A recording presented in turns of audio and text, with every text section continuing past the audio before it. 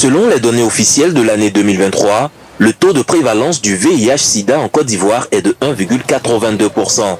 Le nombre de décès s'élève à 9 518, dont 48% de femmes et 52% d'hommes.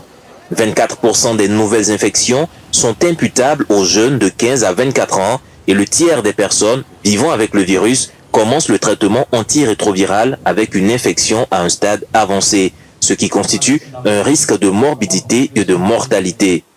Pour régler ce souci majeur, le Programme national de lutte contre le sida veut sensibiliser davantage les populations, d'où cette rencontre avec les acteurs des médias. Quand on a un comportement à risque ou bien d'autres situations autour duquel on a été infecté par le VIH, il va falloir qu'on se dépiste.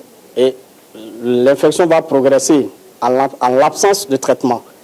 Et on va arriver vers ce stade ultime, très souvent de la maladie, qui est l'aspect sida maladie, et l'organisme sera affaibli.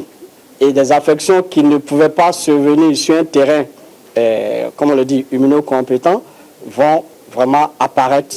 Et en Côte d'Ivoire, l'affection opportune majeure demeure la tuberculose.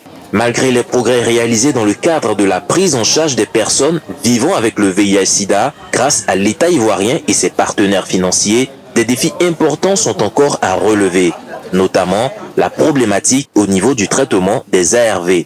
C'est pourquoi les participants saluent la tenue de cette rencontre qui pourra accentuer la lutte contre la maladie. Le programme de lutte contre le sida a chaque année voulu nous associer à une formation pour renforcer nos capacités à la fin de pouvoir sensibiliser d'autres frères, d'autres sœurs et surtout que le taux aujourd'hui d'infectés est plus la tranche d'âge de la jeunesse.